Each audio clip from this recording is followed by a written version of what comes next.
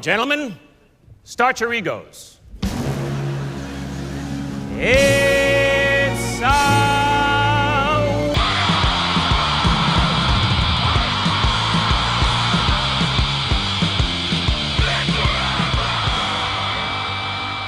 Let's talk about Leonardo DiCaprio. Finally. After many attempts, each more desperate, obvious than the last, Leo DiCaprio might finally win his Oscar this year. 2016. It's going to make history. Leo is widely acknowledged as one of the best actors of his generation. Bosom body of some great auteurs like Martin Scorsese, Steven Spielberg, Christopher Nolan, Baz Luhrmann, Clint Eastwood. I mean, he's worked with some of the best. So why has he had no luck with getting the little gold man?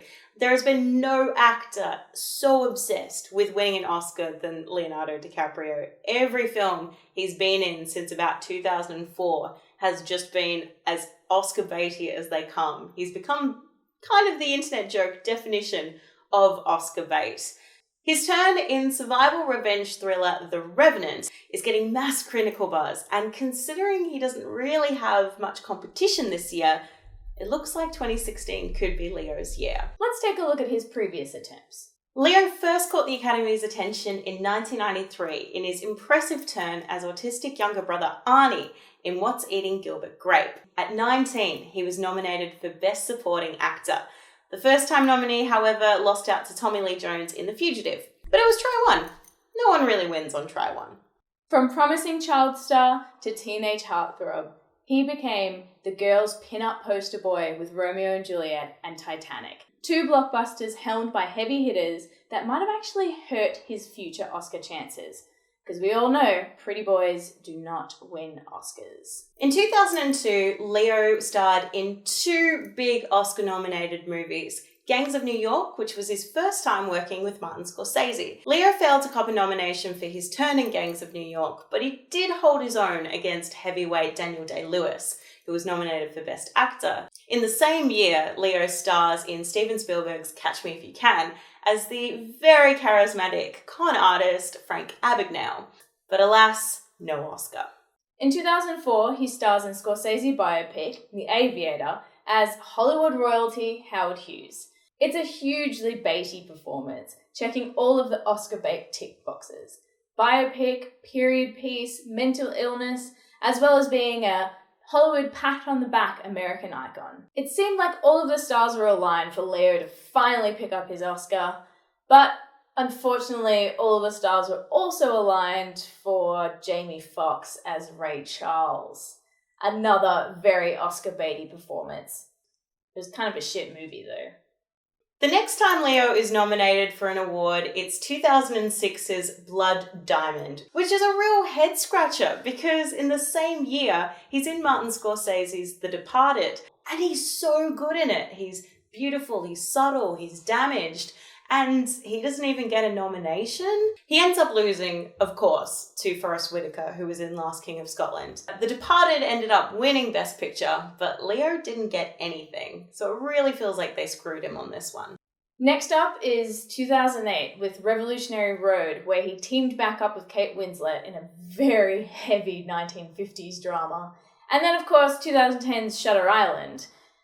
Both are decent attempts, but they were largely ignored by the Academy. His next big baity role was FBI powerhouse J. Edgar Hoover in Clint Eastwood's dusty biopic, J. Edgar. He dons ugly makeup to get rid of the pretty boy curse and ages about 50 years, plays a huge, complicated American figure, but alas, not even a nomination. Leo, everyone could see what you were doing. It was Oscar bait.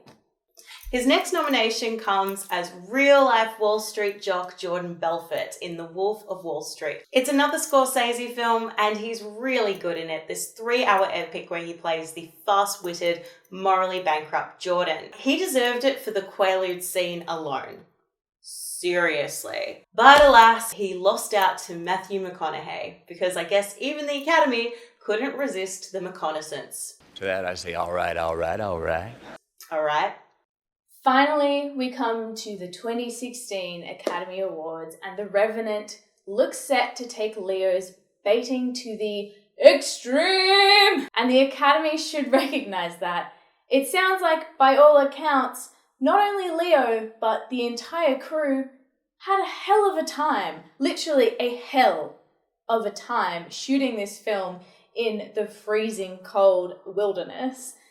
And Leo himself gets mauled by a bear, sleeps in animal carcasses, and eats raw bison liver. Inarritu has a pretty good run with getting his actors nominated for an Oscar, so third time's the charm?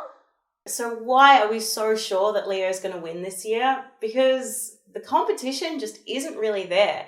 His biggest challenger is Eddie Redmayne, who already won an Oscar last year for playing Stephen Hawking in The Theory of Everything. He's putting up a pretty great performance as Lily Rebbe in The Danish Girl. But considering he got it last year, there's no way in hell he's going to win again. It's just not an Academy thing to do. Also challenging him, Michael Fassbender, in very much a classic biopic baiting role as Steve Jobs. You got Matt Damon for The Martian, who's pretty much just playing himself.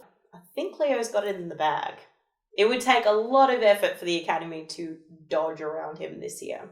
And to add to that, there's a lot of groundswell for Leo that's been building over the past 23 years that he's been snubbed for an Oscar.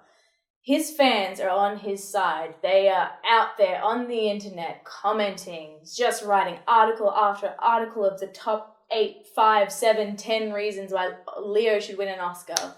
So the Academy does have a younger audience slowly seeding its way into the voting ranks.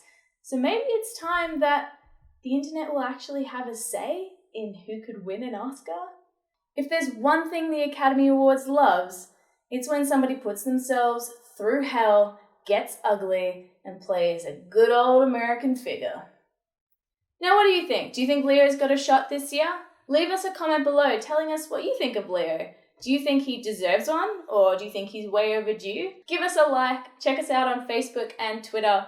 You can email us at oscarbaitpodcast@gmail.com, and please subscribe. We'll check you next time.